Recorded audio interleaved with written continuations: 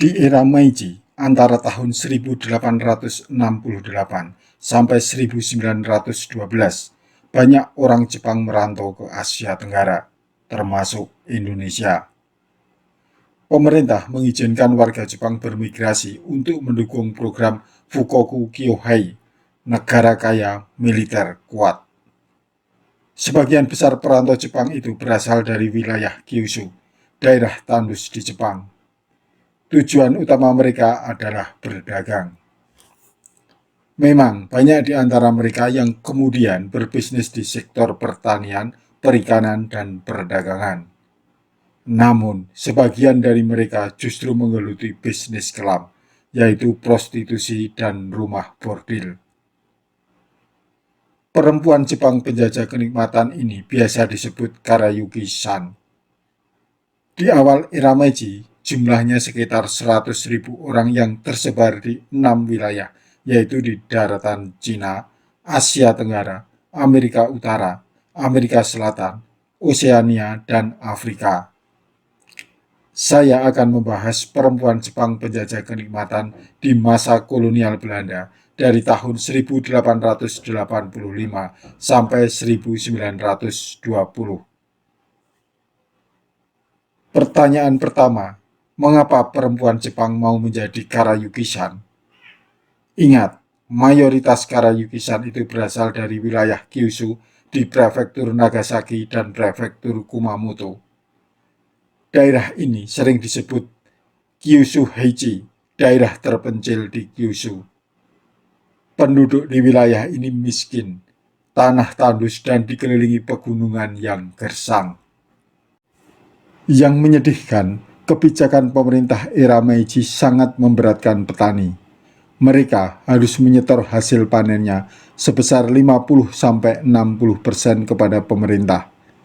Bahkan, jika tanah itu milik daimyo alias tuan tanah, pajaknya bisa sampai 70%. Panen sedikit, lebih dari separuh diserahkan negara. Penduduk miskin pun bertambah banyak. Dalam sehari kadang hanya makan sekali dengan ubi. Bayangkan betapa menderitanya mereka. Untuk mengubah nasib, mereka merantau ke kota atau luar negeri.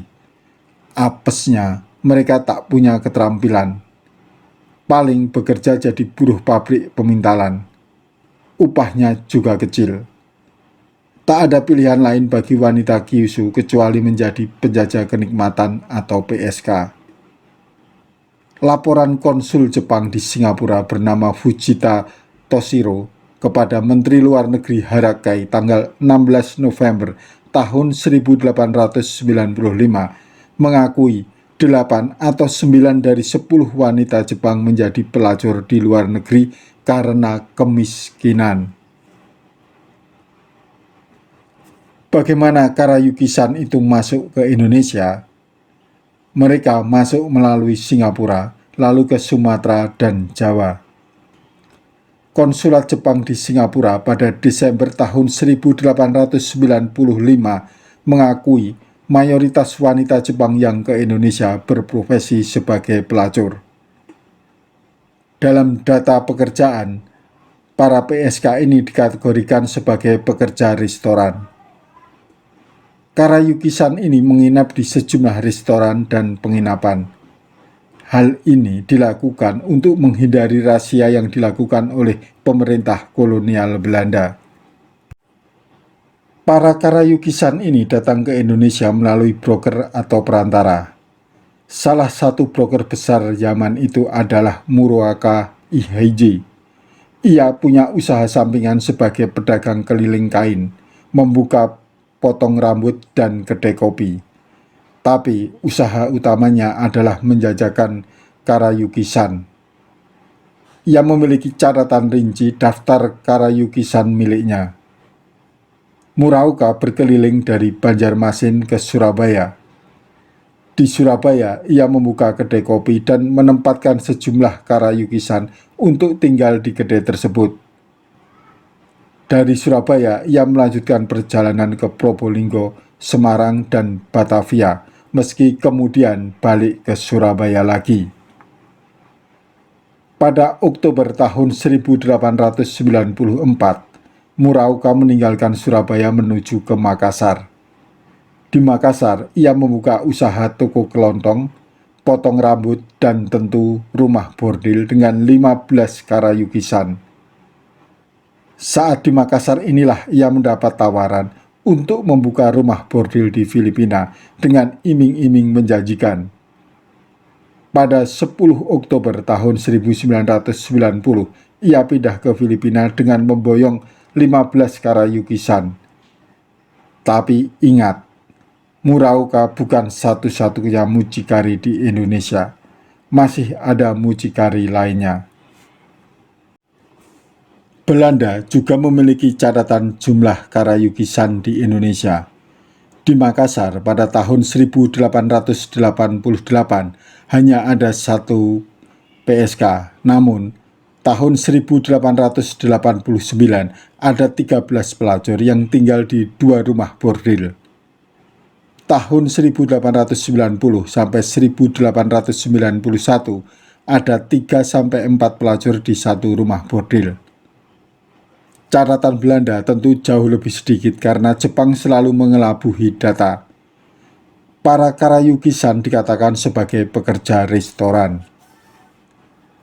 Di Indonesia, karayukisan dapat digolongkan menjadi 3, yaitu mereka yang bekerja di rumah bordil, mereka yang menjadi pelacur terselubung di kedai, penginapan, salon, dan restoran. Yang ketiga, mereka yang menjadi pembantu merangkap gundik majikan bule atau orang kulit putih ataupun orang Cina.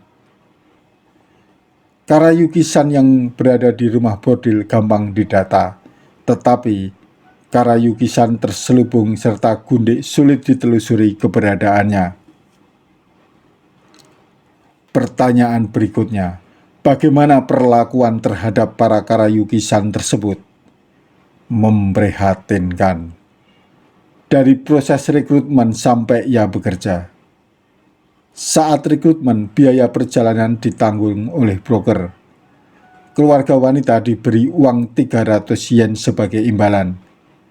300 yen itu saat ini setara dengan 32.000 rupiah. Mereka kemudian transit di Hong Kong.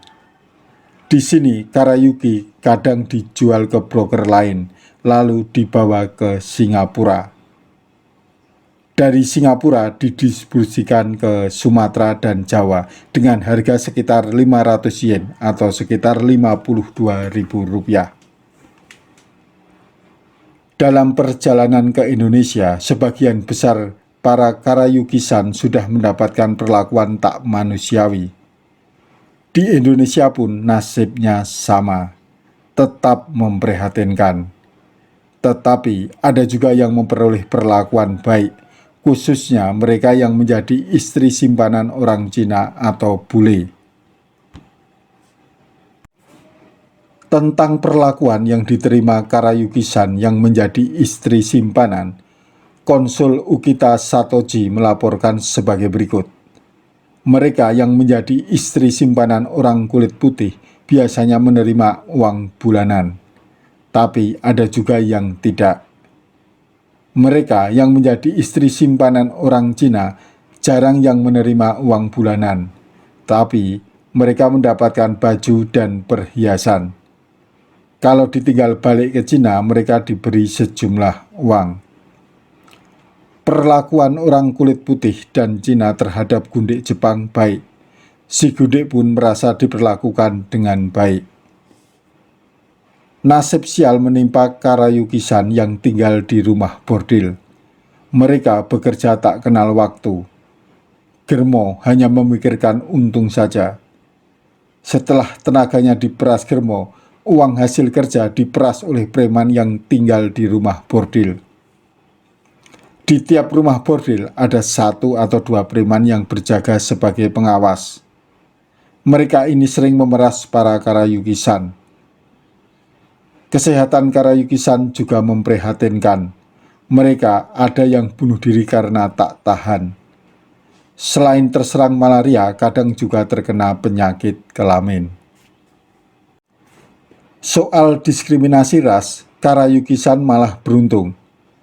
Setelah Jepang mendapat pengakuan oleh Belanda sebagai ras yang sejajar dengan Kaukasian pada tahun 1899, maka tarif semalam untuk Karayukisan sama dengan tarif orang kulit putih. Tarif Karayukisan di Makassar, Papua, dan Ambon adalah 10 gulden. Sedangkan tarif pelacur Cina dan lokal hanya 7 gulden 50 sen. Karayukisan yang akan menjadi gundik juga diskriminatif dalam memilih suami. Suami idaman adalah kulit putih disusul orang Cina. Pria pribumi menempati urutan terakhir. Dari gambaran tadi jelas bahwa kedatangan Karayukisan ke Indonesia karena sejumlah faktor.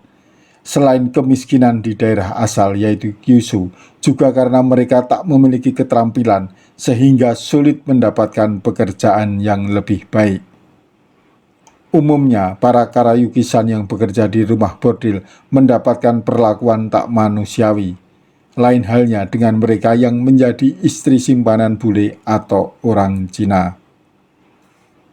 Para Karayukisan itu mau tidak mau belajar bahasa Melayu, sehingga akhirnya terjalin komunikasi dan pertukaran budaya dengan masyarakat lokal. Sedikit banyak orang Indonesia mengenal budaya Jepang. Adapun kedekatan Karayukisan dengan orang Belanda turut mengurangi budaya patriarki yang sangat kuat di Jepang.